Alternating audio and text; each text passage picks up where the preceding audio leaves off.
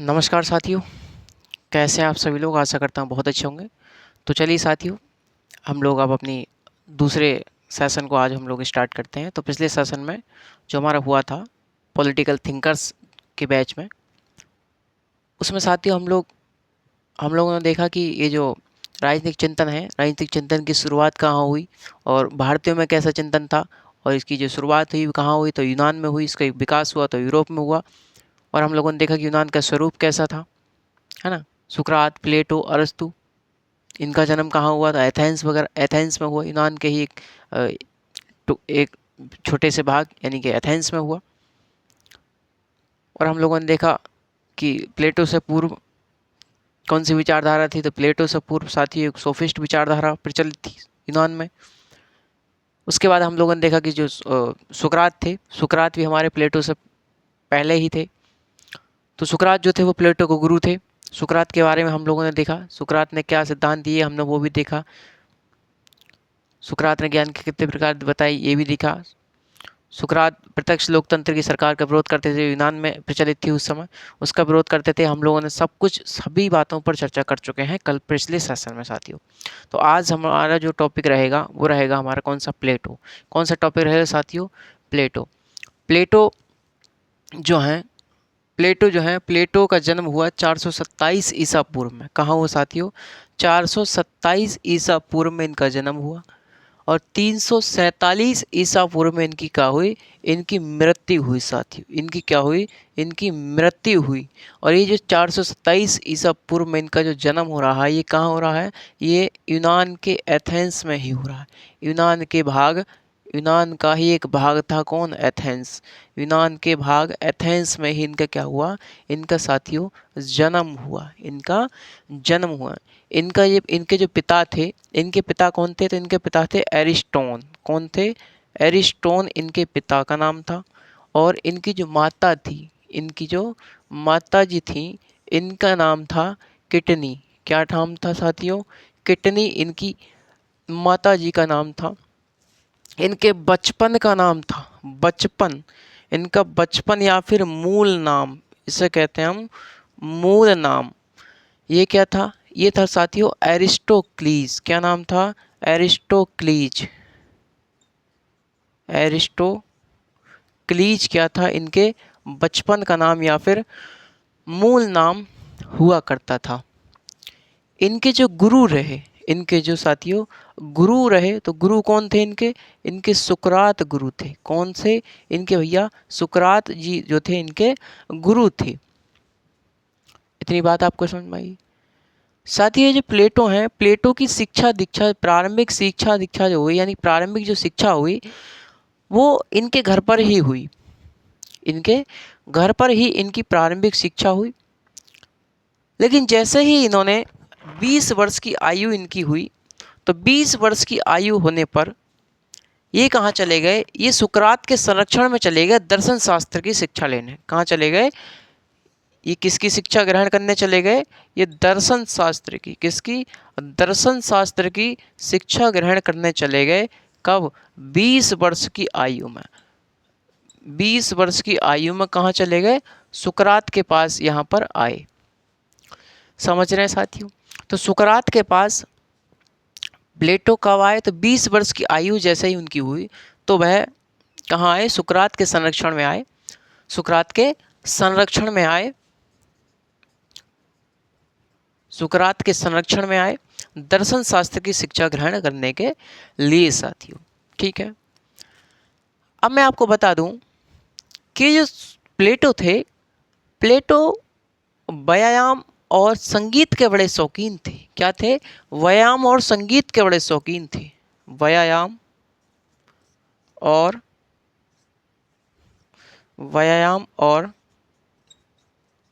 संगीत के शौकीन थे। क्या थे साथियों, व्यायाम और संगीत के क्या थे, शौकीन थे। और व्यायाम करते करते इनके जो कंधे थे, इनके जो साथियों कंधे थे वो कैसे हो गए थे, वो प्लेट की तरह चौड़े हो गए थे। प्लेट की तरह चौड़े हो गए थे। प्लेट की तरह कैसे हो गए थे, चौड़े हो गए थे। तो इनके जो गुरु थे कौन, सुकरात, इनके परम गुरु कौन है, सुकरात। तो इनके गुरु ने जैसे ही इनके कंधों को प्लेट की तरह चौड़ा देखा तो इनके गुरु ने इनको क्या कह दिया, प्लेटो नाम दे दिया। क्या नाम दे दिया, प्लेट की तरह। जब इनके कंधे चौड़े होने लगे थे व्यायाम करते करते तो इनके जो गुरु थे उन्होंने इन्हें क्या कर दिया, प्लेटो नाम रख दिया। तो प्लेटो नाम किसने दिया, तो इनके गुरु सुकरात ने इनको दिया। और जब ये व्यायाम और संगीत के इतने शौकीन थे साथियों तो इन्होंने व्यायाम का जो भोजन बताया, व्यायाम का जो भोजन बताया वो किसको बताया, शरीर का भोजन।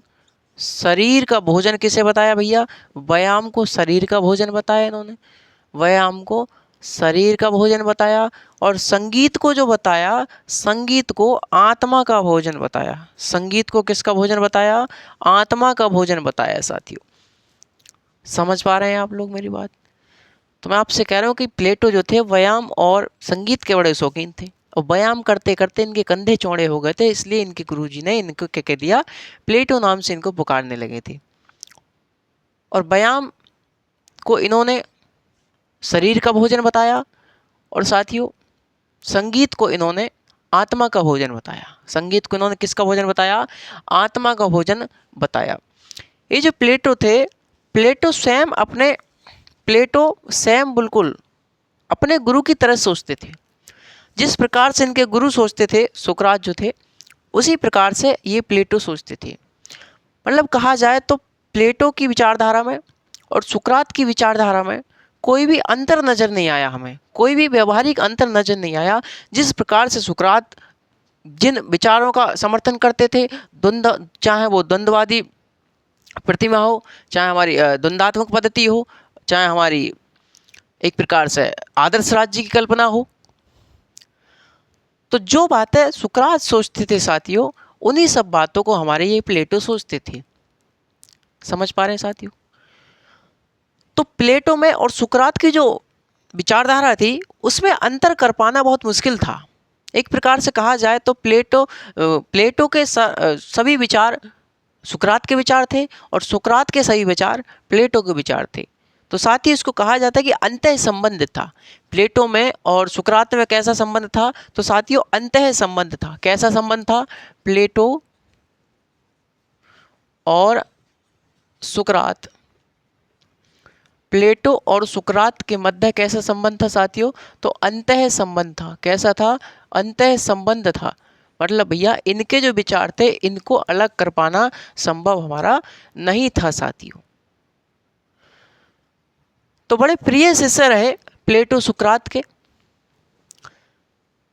तो साथियों ये जो सुकरात थे, हमने बताया कि जिस प्रकार से सुकरात जो थे हमारे, सुकरात वहाँ की जो यूनान में उस समय जो प्रत्यक्ष लोकतंत्र की जो सरकार थी उसके क्या थे, वो विरोधी थे। मतलब उसका घूम घूम करके विरोध किया करते थे। उससे क्या करते थे, घूम घूम करके विरोध किया करते थे और कहते थे कि ये जो शासन है, ये शासन आपको एक निर्लिप्त बुद्धि के शासक में सौंप देना चाहिए आपको।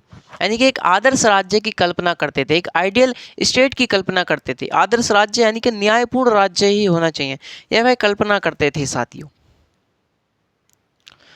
तो ये जो थे ये प्रत्यक्ष लोकतंत्र की सरकार का कहीं ना कहीं विरोध किया करते थे। तो वहाँ की जो सरकार थी एक दिन इनकी जो इसी बातों से तंग होकर के ये घूम घूम करके विरोध किया करते थे। तो तंग आकर के इनकी इस प्रवृत्ति से तो वहाँ की जो सरकार थी उसने इन्हें कहाँ डाल दिया साथियों, जेल में डाल दिया, जेल में डाल दिया। और सुकरात जो थे वो सुकरात जो थे साथियों, सुकरात हमारे कानून का समर्थन करते थे और सत्य के बड़े उपासक थे। सत्य में विश्वास करते थे और कानून के समर्थक थे। इसीलिए जब वहाँ की प्रत्यक्ष लोकतंत्र की सरकार ने इनकी प्रवृत्ति को देखते हुए इनको जेल में डाला, इनको जेल में डाला, तो इन्होंने क्या करा, इन्होंने उस दंड को क्या कर लिया, स्वीकार कर लिया। और तो दंड में क्या करा इन लोगों ने, ये प्रत्यक्ष लोकतंत्र की जो सरकार थी उसने दंड के स्वरूप इनको दे दिया विष का पान। क्या दे दिया, विष का प्याला दे दिया। और कानून के समर्थक थे सुकरात, तो उस विष के प्याले को क्या कर लिया, इन्होंने ग्रहण कर लिया या फिर इन्होंने पी लिया और सदैव सदैव के लिए चीर निद्रा में चले गए साथियों। सदैव सदैव के लिए चीर निद्रा में चले गए, यानी कि क्या कर गए, ये स्वर्ग से दाहर गए। अब ये जो बात पता चली सुकरात के देहांत की, सुकरात के स्वर्ग सिधारने की जब बात प्लेटो को पता चली साथियों, सुनती रहिएगा आप लोग। तो जब स्वर्ग सिधारने की बात सुकरात के प्लेटो को पता चली कि आपके गुरुजी जो हैं वो क्या हैं कि प्रत्यक्ष लोकतंत्र की सरकार ने उनको दंड के स्वरूप इसका प्याल दे दिया और वो क्या कर गए, वो सदैव सदैव के लिए चिर निद्रा में चले गए।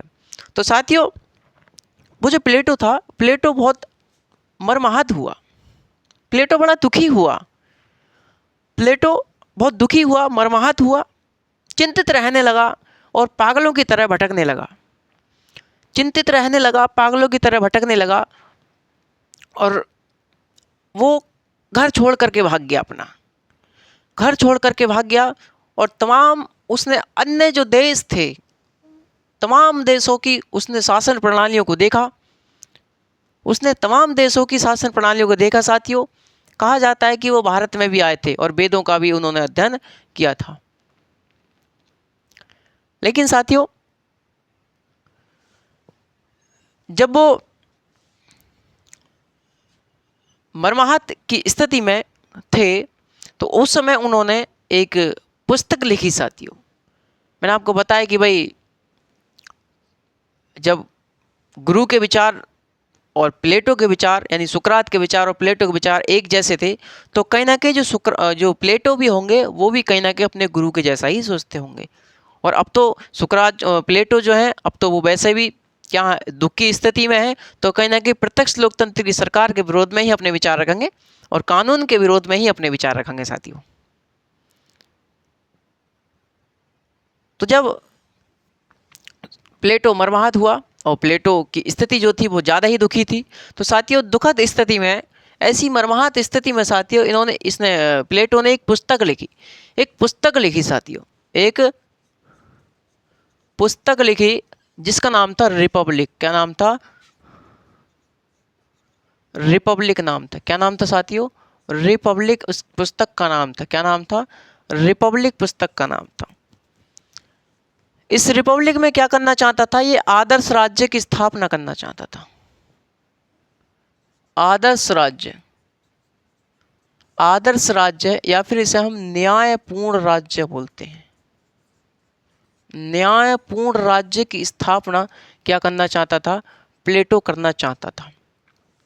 और प्लेटो की ये जो किताब है रिपब्लिक, ये साथियों संवाद शैली में लिखी गई है। कैसी शैली में? संवाद शैली में लिखी गई है। क्वेश्चन पूछता है कि रिपब्लिक किस शैली में लिखी पुस्तक है, तो कौन सी शैली में लिखी पुस्तक है? तो साथियों संवाद शैली में लिखित पुस्तक कौन सी है? तो रिपब्लिक है। या फिर साथियों इसे हम द्वंद्वात्मक पद्धति भी बोलते हैं। कौन सी? द्वंद्वात्मक पद्धति। तो द्वंद्वात्मक पद्धति में या फिर संवाद शैली में जो लिखी गई पुस्तक है उसको हम क्या बोलते हैं? रिपब्लिक बोलते हैं। तो साथियों द्वंद्वात्मक शैली यानी कि द्वंद्वात्मक में आप लोग जानते हैं कि तीन चीज़ें आती हैं, जैसे वाद, प्रतिवाद और हमारा संवाद। संवाद, वाद मतलब जो मैंने कहा आपसे, मैंने कोई आपसे मुद्दा छेड़ा, उसके बाद आपका भी तो कुछ ना कुछ तो उस पर सवाल उसका जवाब आएगा। मैंने आपसे कोई सवाल पूछा, आप उसका कोई जवाब देंगे, लेकिन उन दोनों के बीच का जो कोई निष्कर्ष निकलेगा, उन दोनों के बीच में जब वो निष्कर्ष निकलेगा उसे हम बोलते हैं संवाद। संवाद शैली। क्या बोलते हैं साथियों? संवाद बोलते हैं। ठीक है साथियों। तो प्लेटो की जो पुस्तक है रिपब्लिक, वो कैसी शैली में लिखी गई है? संवाद शैली में या फिर द्वंद्वात्मक पद्धति में लिखी गई पुस्तक है। ये जो प्लेटो थे साथियों, प्लेटो हमारे निगमन पद्धति में विश्वास करते थे। कैसी पद्धति में? निगमन पद्धति में। कैसी में? निगमन पद्धति में विश्वास करते थे। निगमन पद्धति क्या होता है भैया? निगमन पद्धति क्या होता है? निगमन पद्धति वह होता है जिसमें जिसका उत्तर पहले से मालूम हो, जिसका उत्तर पहले से मालूम हो, या फिर जो सामान्य से विशेष की ओर चले, या सामान्य से विशेष की ओर चले। सामान्य से विशेष की ओर चले, उसे हम क्या बोलते हैं, उसे हम निगमन पद्धति बोलते हैं। और निगमन पद्धति में कुछ विषय आते हैं जैसे गणित और ज्यामिति। ज्यामिति इनका क्या है, इनका उत्तर हमें पहले से पता होता है कि 1/2 आएगा ही, है ना। रोड 1/2 आएगा ही, ये हमें पता होता है साथियों। तो जिसका उत्तर हमें पहले से मालूम हो उसे हम क्या बोलते हैं, निगमन पद्धति बोलते हैं। तो प्लेटो जो थे वो निगमन पद्धति में विश्वास करते थे। उनकी पुस्तक का क्या नाम है, तो रिपब्लिक उनकी पुस्तक का नाम है साथियों। तो जब प्लेटो अन्य देशों की भ्रमण करते हुए साथियों आ रहे थे, अपने एथेंस लौट करके आ रहे थे, तो बीच में उन्हें सिसिली की राजधानी सिराक्यूज, सिसिली की राजधानी क्या है, सिराक्यूज के राजा डायनोसिस, सिसिली की राजधानी क्या है, सिराक्यूज। सिराक्यूज के राजा डायनोसिस, साथियों क्या, सिराक्यूज के राजा डायनोसिस का उनको क्या मिला, निमंत्रण मिला। क्या निमंत्रण मिला, कि ये जो कह रहे थे अपनी रिपब्लिक पुस्तक में कि भाई हम क्या करेंगे, हम एक आदर्श राज्य की स्थापना करेंगे जिसमें पूरा न्याय ही न्याय हो, यानी कि एक ऐसा शासक हो जो एक निर्लिप्त बुद्धि का हो, जो शासन में बैठे। और ये जो प्लेटो थे, प्लेटो तो भैया कानून के और प्रत्यक्ष लोकतंत्र के दोनों के विरोधी थे। किसके, कानून प्लस प्रत्यक्ष लोकतंत्र, प्रत्यक्ष लोकतंत्र दोनों के क्या थे, विरोधी थे, दोनों के विरोधी थे। तो इसलिए इन्होंने कहा कि भाई हम क्या है, हम करेंगे आदर्श राज्य की स्थापना। और आदर्श राज्य में क्या करेंगे, एक ऐसा राजा होना चाहिए, एक ऐसा शासक होना चाहिए जो एक निर्लिप्त बुद्धि का शासक हो, जो सब कुछ जानता हो, जो सब कुछ जानता हो, एक ऐसा शासक होना चाहिए। समझ रहे हैं साथियों। तो प्लेटो भी हमारे कानून के और प्रत्यक्ष लोकतंत्र के क्या थे, समर्थक नहीं थे, यानी कि इसके विरोधी थे।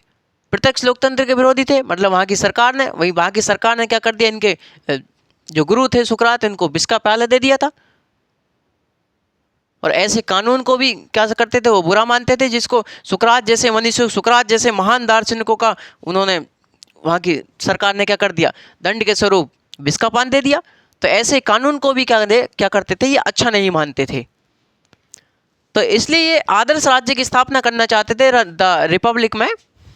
तो साथियों जैसे ही ये घूमते घूमते आ रहे थे, जैसे ही अपने देश एथेंस आ रहे थे, जब ईरान में पहुंचने से पहले ही सिसिली की राजधानी सिराक्यूज के राजा डायनोसिस, सिराक्यूज के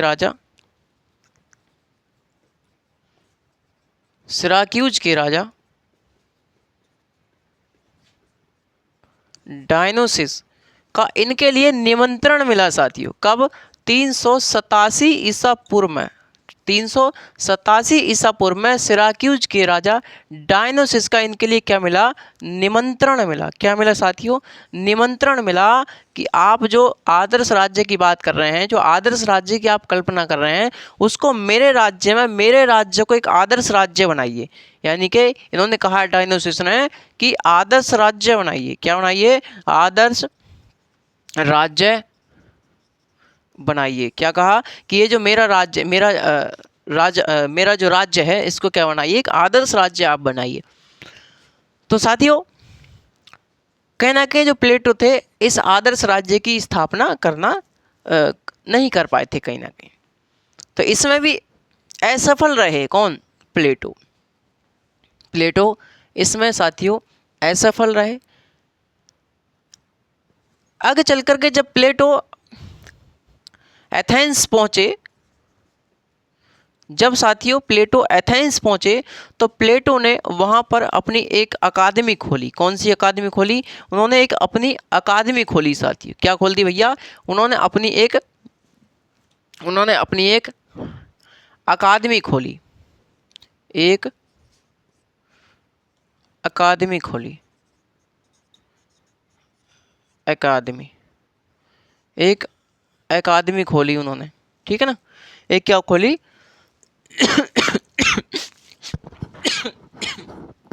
उन्होंने एक अकादमी खोली जो किसके लिए प्रसिद्ध थी, जो गणित जो साथियों गणित और ज्यामिति के लिए प्रसिद्ध थी। गणित और ज्यामिति या दर्शन शास्त्र, गणित में ही आ जाएगी हमारी ज्यामिति,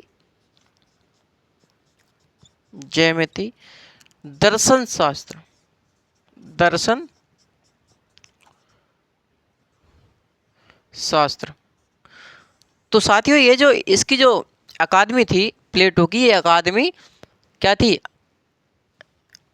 गणित और दर्शन शास्त्र के लिए क्या थी, प्रसिद्ध थी साथियों, प्रसिद्ध थी। ये इतनी प्रसिद्ध थी कि इस अकादमी के दरवाजे पर, गेट पर ही लिखा दिया गया था कि जिसको गणित और ज्यामिति का ज्ञान ना हो वह प्रवेश ना ले। ये लीजिए साथियों, तो क्या ना ले, प्रवेश ना ले। ये जो अकादमी थी इसकी प्लेटो की, यही अकादमी क्या बनी, यूरोप का प्रथम विश्वविद्यालय बनी, यूरोप का प्रथम विश्वविद्यालय बनी साथियों। यूरोप का क्या बनी, यूरोप का प्रथम विश्वविद्यालय बनी साथियों। क्या बनी, यूरोप का प्रथम विश्वविद्यालय बनी। समझ रहे साथियों। तो मैंने आपको बताया कि जब एथेंस वापस लौटे, सभी देशों की भ्रमण करके, कौन, प्लेटो, तो उन्होंने क्या करा, उन्होंने साथियों एक अकादमी की स्थापना करी अपने एथेंस में। और उसमें अकादमी किसके लिए प्रसिद्ध थी, तो वो दर्शन शास्त्र के लिए और गणित के लिए प्रसिद्ध थी। और इसी अकादमी की देन है हमारे जो अरस्तु साहब आएंगे। अरस्तु कौन थे, तो अरस्तु जो थे वो प्लेटो के चेला थे, यानी कि प्लेटो के चेला, अरस्तु गुरु प्लेटो। तो एक अकादमी की स्थापना करी इन्होंने, दर्शन शास्त्र के गणित के लिए फेमस थी। और इतनी फेमस थी कि इसके दरवाजे पर लिखवा दिया था कि जिसको गणित और ज्यामिति का ज्ञान ना हो वह इस अकादमी में प्रवेश ना ले। समझ रहे साथियों, आप लोग समझ पा रहे हैं जी। तो अब क्या हुआ कि ये जो प्लेटो साहब थे, ये जो प्लेटो थे, प्लेटो के कहीं ना कहीं इन्होंने देखा कि भैया जो मैं आदर्श राज्य की स्थापना करना चाहता हूँ, जिस आदर्श राज्य की स्थापना मैं करना चाह रहा हूँ, वो कहीं ना कहीं उसका व्यवहार से उसका कोई मतलब है नहीं। मतलब मेरा जो आदर्श राज्य है वो कहीं ना कहीं कल्पनाओं में ही है, कहीं ना कहीं आदर्श में ही है, कहीं ना कहीं कल्पनाओं में ही है। तो इसे व्यवहार में लाना बहुत ज़्यादा मुश्किल था। तो कहीं ना कहीं साथियों ये जो प्लेटो थे, जब प्लेटो का अंतिम समय आने से पहले, पहले प्लेटो के विचारों में कहीं ना कहीं परिवर्तन आने लगा। प्लेटो के विचारों में कहीं ना कहीं परिवर्तन आने लगा और प्लेटो को लगने लगा कि भैया ये जो मैं आदर्श राज्य की बात कर रहा हूँ, ये सब व्यवहार में उतार पाना बहुत ही ज़्यादा मुश्किल है, ये तो कल्पनाओं में ही है। तो साथियों इसने अंतिम समय में अपनी 2 पुस्तकें और लिखी। 2 पुस्तकें इसने अंतिम समय में लिखी। अंतिम समय में इसकी 2 पुस्तक और लिखी गई। इसकी 2 पुस्तक और लिखी गई, जैसे नंबर 1 लॉज और द स्टेटमैन, लॉज और स्टेटमैन, ये 2 पुस्तक इसके अंतिम समय में लिखी गई साथियों। ये जो लॉज पुस्तक है, ये इसकी सबसे बड़ी पुस्तक है। लॉज पुस्तक जो है वो प्लेटो की सबसे बड़ी पुस्तक है। लेकिन साथियों सबसे बड़ी तो है, लेकिन प्लेटो को जो प्रसिद्धि मिली साथियों, प्लेटो को जो प्रसिद्धि मिली वो हमारी रिपब्लिक से ही मिली। समझ पा रहे हैं साथियों आप? ऐसा कहा जाता है कि प्लेटो ने अपने अंतिम समय में लगभग 36 से 38 किताबें लिखी। लगभग 36 से 38 किताबें लिखी साथियों, लगभग 36 से 38 किताबें लिखी किसने? अपने प्लेटो ने अपने अंतिम समय में। तो अंतिम समय में इसने इसके विचारों में कहीं ना कहीं परिवर्तन आया प्लेटो के, और इन्होंने क्या करा, अपनी 2 किताबें और लिखी। समझ पा रहे हैं साथियों? तो मैंने कहा आपसे कि ये जो सुकरात थे, सुकरात के जैसा ही बिल्कुल सोचते थे कौन? प्लेटो। तो प्लेटो के ऊपर भाई साहब किसका प्रभाव ज़्यादा पड़ा? तो प्लेटो के ऊपर ज़्यादातर सुकरात का प्रभाव पड़ा, और पूरा पूरा प्रभाव पड़ा। ऐसा नहीं कि अधूरा प्रभाव पड़ा, पूरा पूरा प्रभाव पड़ा जी। तो अब हमारी जो हेडिंग आएगी वो हेडिंग आएगी सुकरात का प्लेटो पर प्रभाव।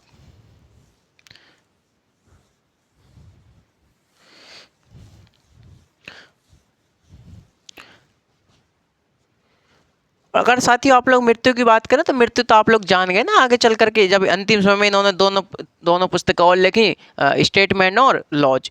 तो इसके बाद साथियों 347 ईसा पूर्व में इनकी क्या हो गई? मृत्यु हो गई। क्या हो गई? इनकी मृत्यु हो गई साथियों। अब हेडिंग डालिए आप लोग, इनकी हेडिंग डालिए। देखिए बात यह है, आप कोई भी किताब उठाकर पढ़िएगा, कोई भी किताब उठाकर पढ़िएगा, मतलब जीवन परिचय से ही, मतलब 2-2.5 पेज में जीवन परिचय दे रखा है क्या कि मतलब इतना झुआ सा है। साथियों मैं आपको कह रहा हूँ कि मैं जितनी भी बातें आपको समझा रहा हूँ, जितनी मैं आपको बातें बोर्ड पर लिख रहा हूँ, वो इम्पोर्टेंट है, वो एग्ज़ाम में पूछी जाएंगी आपकी, वो एग्ज़ाम में पूछी जाएंगी और पूछी गई हैं। चलिए साथियों अगला हमारा है सुकरात का प्लेटो पर प्रभाव। सुकरात का प्लेटो पर प्रभाव। सुकरात का प्लेटो पर प्रभाव।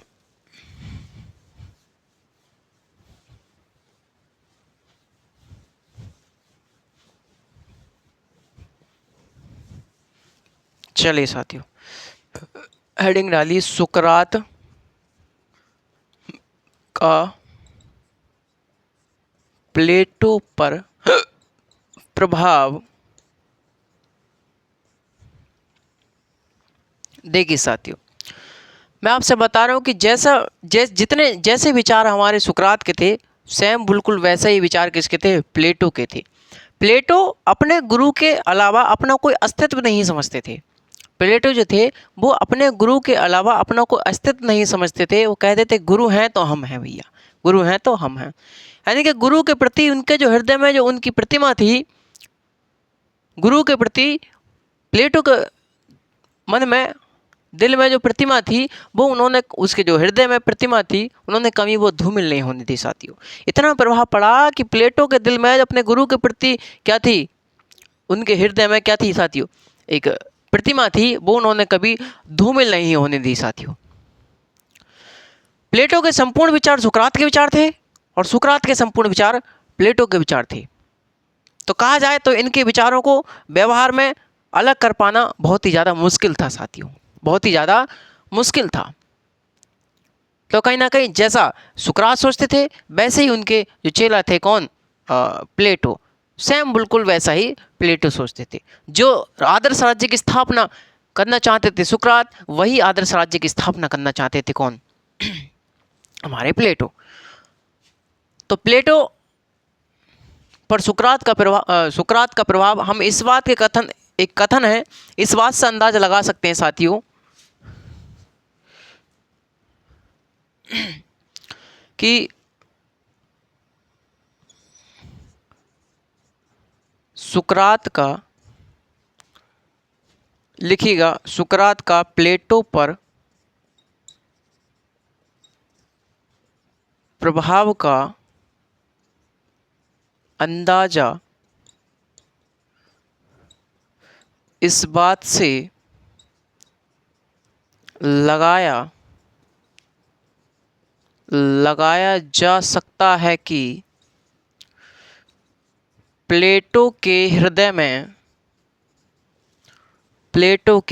में अपने गुरु के समान, अपने गुरु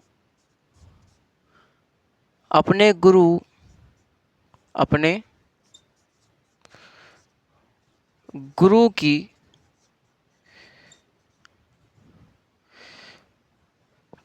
अपने गुरु की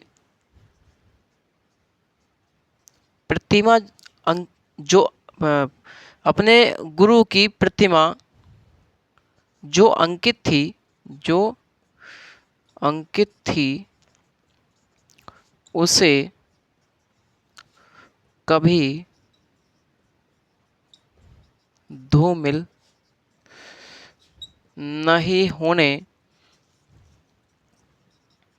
दिया गया नहीं होने दिया गया अर्थात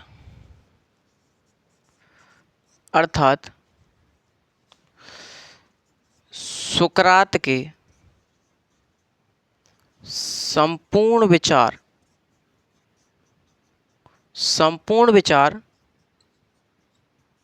प्लेटो के विचार थे और प्लेटो के संपूर्ण विचार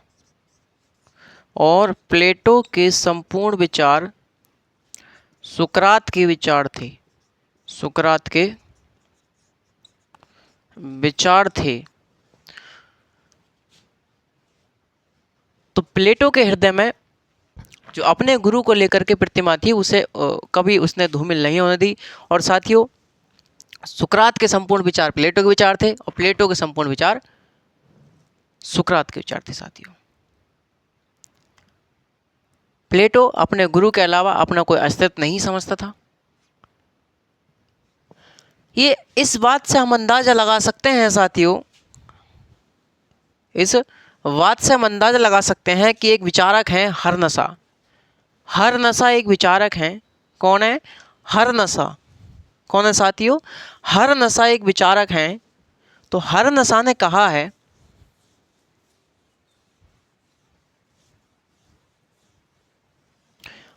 हरनसा कौन है साथियों? हरनसा एक विचारक हैं। तो हरनसा ने कहा है, कौन? हरनसा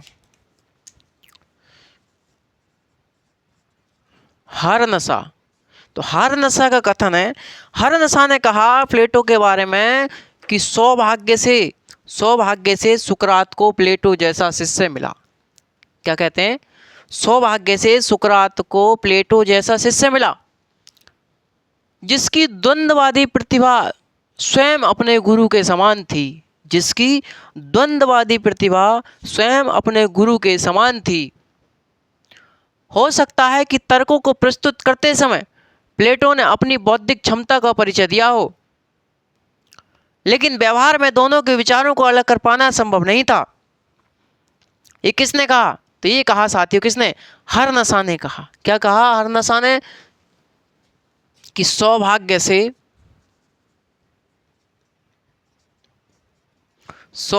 से सुकरात को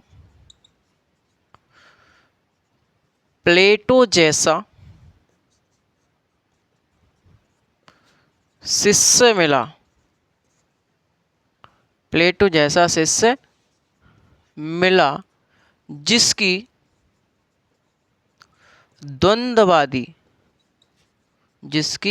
द्वंद्ववादी प्रतिभा स्वयं अपने गुरु के समान थी। स्वयं अपने गुरु के समान थी। हो सकता है गुरु के समान थी। हो सकता है कि तर्कों को प्रस्तुत करते समय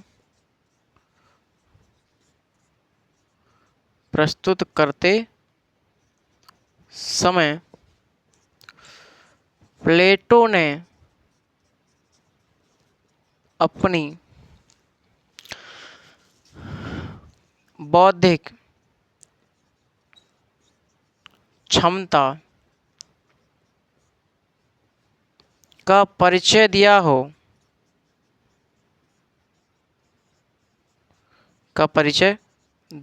हो, लेकिन व्यवहार में दोनों के विचारों को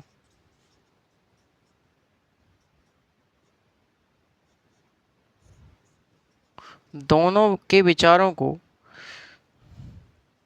अलग कर पाना संभव नहीं था।